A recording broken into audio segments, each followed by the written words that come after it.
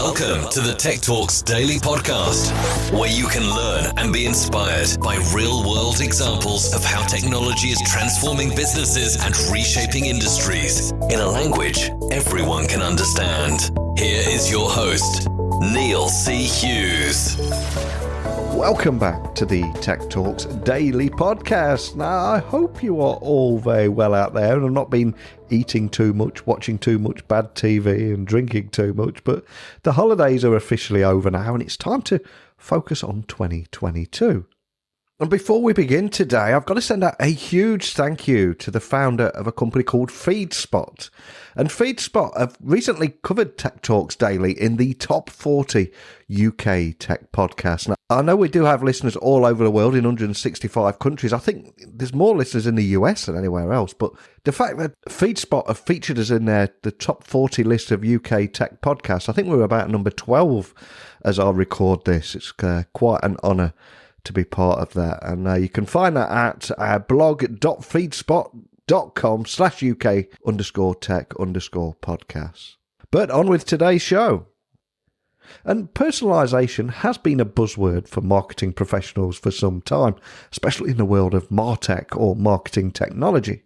But Joaquin Viramontes from R2 Integrated is going to join me on the podcast today to share how businesses can go beyond making a case for personalization to actually implementing a long-term program that actually delivers return on investment, and also reveal a little bit about all the technology that makes that possible. So buckle up and hold on tight as I beam your ears all the way stateside, where Joaquin is waiting to share his story and talk about the future of analytics, personalization, and all things data related. So a massive warm welcome to the show. Can you tell the listeners a little about who you are and what you do? All right. Hello, everyone. My name is Joaquin Viramontes. I actually work in the analytics and optimization personalization space. And so I've started my career at Adobe and as a corporate trainer, and now I'm helping people with their personalization programs. There's a lot to unpack there. So I'm curious, if we take you back before Adobe and corporate training, personalization, analytics, before all that, what was it that put you on the path that you're on right now? Can you share your origin story and where your passion for tech came from? Yeah, it's great. So I always started off in training. I loved being up in front of people. So I started with this company that was optimization, actually working with the military, which is kind of funny. So going out to different military bases, but being a small company, we were handling all the pieces of the puzzle, right? So the initial calls from a sales perspective, all the way to training them on how to use the products. And when I moved from that, the passion I had the most was in training.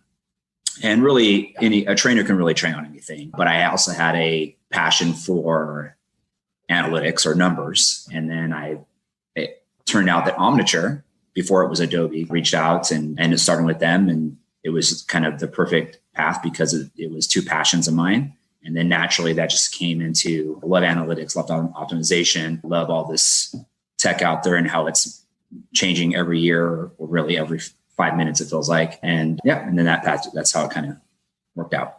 So that path led you to R2I or R2I or R2 Integrated, which creates and evolves digital solutions that connect customer experiences that ultimately drive impact. But for people that are listening all over the world and hearing about you for the very first time, can you just introduce the listeners to what R2I is and those kind of problems that you're solving for customers with your tech? So I've been out to R2I a little over a year now. So still fairly, not even really new anymore, but fairly new. Yeah. The great part about and why I decided to join R2I is it's the first place where I truly feel like I can connect all the strategies, as you talked about, connecting all those experiences, not only putting the strategy out there, not only executing on the analytics, executing optimization, but also being able to provide all the development, all the content. So we really can provide all the pieces to take the strategy that we're proposing and execute it to whoever we're working with satisfaction. And I think there was a phrase by an IBM chief years ago that said something along the lines of the last best experience anyone has anywhere becomes the next expectation for that experience they want everywhere. And as a result, personalization has reached buzzword status for marketing professionals in recent years. But can you explain how businesses can go beyond making the case for personalization to implementing that long-term program that actually shows and delivers on ROI? So the beauty with personalization and really, a lot of people are just saying personalization now and they're forgetting to combine it with A/B testing. Yeah. And so it really is your A/B testing and personalization program. And it's happening now where people are the word is just getting said, personalization, and people have no idea what that is. So they just get told, hey, go make it happen. And the first step is you have to find out what that means for the company. You want to try to get those quick wins, but have that longer program in place for that personalization. So the beauty is that with personalization, A/B testing, it is the easiest way to prove ROI. You can go in and you can say, from a data perspective, like, I compared this and this. And if someone likes the results, they'll say, oh, great. And then if someone doesn't like the results, they're like, oh, are you sure about those numbers? The beauty about doing any kind of A/B test or personalization is that you see them at the time. So it's really difficult to argue with, these were at the same time and this one did better, this certain content or this certain piece of whatever we're changing out did better. It's obvious, it's in your face. You just really don't have the argument capability. So, and I guess I'll share one story. I was working with a particular client, and the client was really proud about, because they go through negotiations on certain products. And I'll use Adobe as an example here. They were negotiating analytics and they got them to go down to a certain amount for the license. And he told me, I made the mistake though, because what I did is I allowed Adobe to do a proof of concept and install, target, run a few tests, and then show the, personalization and show the results. And he said it was the first time that he couldn't argue the price tag because they had the tool and what they had set up had already shown him the ROI way above what he was going to pay for the licensing. So he had no negotiation at that point. Wow, that's an incredibly cool story. And as this is a tech show, there are so many different marketing tech tools out there. I'm curious, from your point of view, what should a marketer's ideal toolkit of analytics and optimization tools look like, especially to use to identify wins and optimal ways to invest times and resources? Because there are so many options out there, isn't there? There is a lot, right? And so there's a lot, and there's a lot of great people, a lot of great tools out there. Yeah. And a lot of times what you have to think about, and I think this is, and I've talked about Adobe, but I go with Adobe because of the fact, for me personally, you have to have some sort of analytics tool. You have to have some sort of personalization tool. And I generally suggest to clients to do Adobe because of all the integrations. It's not so much that one product, like the Adobe Analytics is awesome. And there's other like Google Analytics and other ones out there that really have a good niche of what they're doing. But it's when you start to connect it with your tools, and you don't have to, because you have to do those connections. That's the truth. You're going to have to connect your analytics to your A/B testing, or bring in some sources. You're going to have to connect all these things if you're doing some sort of content. But that's the point. You need an analytics tool. You need some sort of A/B testing personalization tool. There's a lot out there. You need something that's going to be managing your content. And so the question is, how much time do you want to spend on the integrations? If you say, hey, we've got time, we want to do these integrations, we've got people that can pull all these things together, then you can go about it. You can choose whatever you think is the best of each. But if you really want something that's going to be able to integrate right away, that's why I do make that suggestion for companies, is that you can get it from that one place. So. And if we continue to look at technology and the trends out there, how do you see technology increasingly transforming that toolkit? Wow, man, tech, right? I mean, it's like a new computer every 2 months, right? There's always somebody coming out with something that solves a certain problem, and you're always wondering if it's going to be bought by one of the bigger companies to bring in. It's a tough one, but I guess for me, the trends that I'm seeing is people are trying to figure out how to connect all these different data sets that are out there. So you've got things coming in from survey, you've got your backend databases, you've got all these different pieces, and that's the big part, right? Everybody's trying to connect those. And that's really what the big push is how do I have all my data, all the information I have in one place so I can talk to my customer intelligently and as soon as possible, right? Yeah. So I think that's probably where everything's going. You're seeing a lot more of those things doing that. There's been things out there. One person will say they have it right, or I've got this figured out, but things just keep evolving in that. That's probably where I'm seeing a lot of the trends right now, at least conversations wise. And it's often said that the speed of technological change is just moving at such a breathtaking speed. But the reality is it's probably never going to move this slow again. It just keeps going faster, and it's an exciting space to be in. And as someone that's right in the heart of this industry, are there any particular tech trends that excite you? Yeah, I guess that's what I was kind of getting at with that one, is that I think the tech trends is just that everyone's trying to connect their data. And I think that's probably the biggest part that I'm excited about, because I can help with that. And I understand what is needed, and just to help them decide what is today and what is tomorrow is the part that's really fun to solve. Right. Yeah. And I'm curious, from all the conversations you're having with your customers and clients there, what are the biggest challenges that they're facing, that they're coming to you and asking for your help with? Are there any trends around that? Yeah, I think kind of talking about what we were earlier about personalization, people are just getting told, "Hey, I need personalization on my site," right? And they're getting, the bigwigs are coming in and just saying, "Hey, get some sort of personalization on the site," and they're not even saying some sort; they're just saying personalization, right? And we talked about that being a buzzword, but that's the biggest one I'm dealing with, and so it's to educate them and say, "Okay, yes, what does that mean?" And then also, what are the things that we can do right now?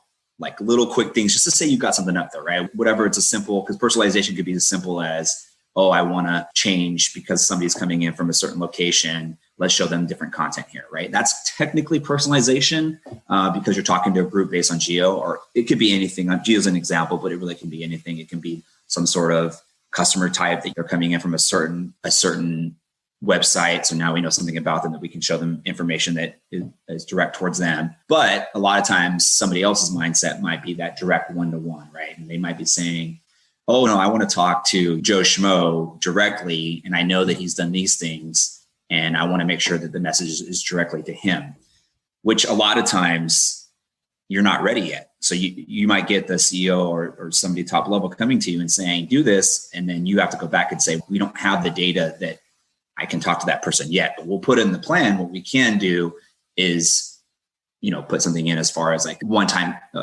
customer and try to convert them into a second or third time customer." And so we'll talk to them directly. And then eventually we'll be able to pull this different data and then from our backend database and talk to them directly.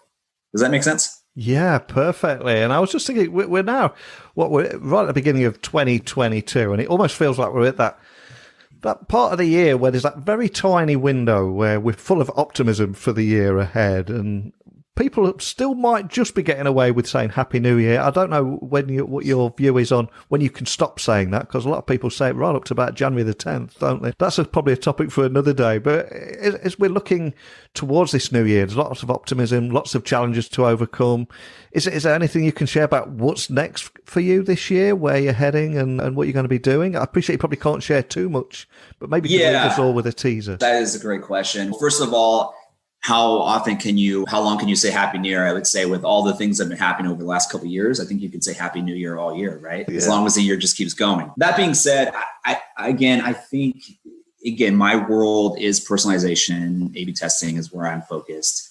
And it really is getting clients and helping them get a lot of those quick wins in and get those programs in place. That's where I'm spending a lot of my time, because again, you mentioned earlier, it is a buzzword right now and it is happening. So just getting those programs in place is what I've been making the most impact with and really enjoying it. Yeah. Now it's time for the fun part, though, because we started the conversation talking about your origin story, what put you on this path. But now I'm going to find out, what was the soundtrack to your origin story? Is there a song or piece of music that inspires you? I mean, we're coming straight out of the holidays. Who knows what kind of song's going to be going through your head right now? But what would your song and story be? And we'll add it to our Spotify playlist. Oh, man, that is, I love those kind of questions. And really just thinking through it, there's quite a few, but I think, and this is going to say a lot about me, but when I need that motivation, not even motivation, just something that gets me going, is I'll listen to You're the Best Around by Joe Esposito.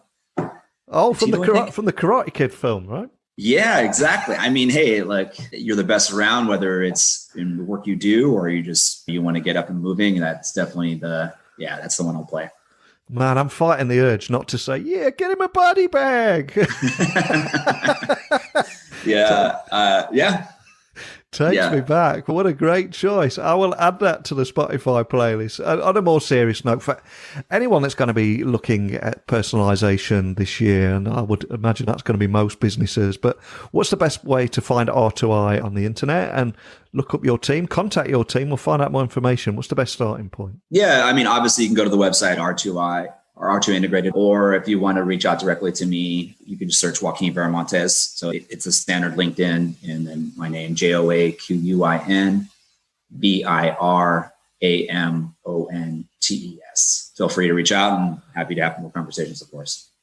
Awesome. As we've said before, covered many times in this conversation, personalization has been accused of being a buzzword. It has been in certain aspects. But what I loved about our conversation today, it's about going beyond that, making the case for personalization and implementing that long-term program that actually shows ROI and delivers real results. That's what business leaders want to hear. So I love how you're using technology to do just that. But more than anything, for sharing your great story, a great song, and taking me back in time to the Karate Kid too. So thanks for sharing that with me today. Of course. Appreciate the time. So a big thank you to today's guest for explaining what a marketer's ideal toolkit of analytics and optimization tools look like, and how they can be used to identify wins and optimal ways to invest their time and resources. But as always, let me know your thoughts, insights and experiences by emailing me at techblogwriteroutlook.com. You get me on social at Neil C. Hughes, and my website is techblogwriter.co.uk. But all that's left for me to say is a big thank you for listening, and until next time, don't be a stranger. Thank you for listening to the Tech Talks Daily Podcast with Neil C. Hughes. Remember, technology works best when it brings people together.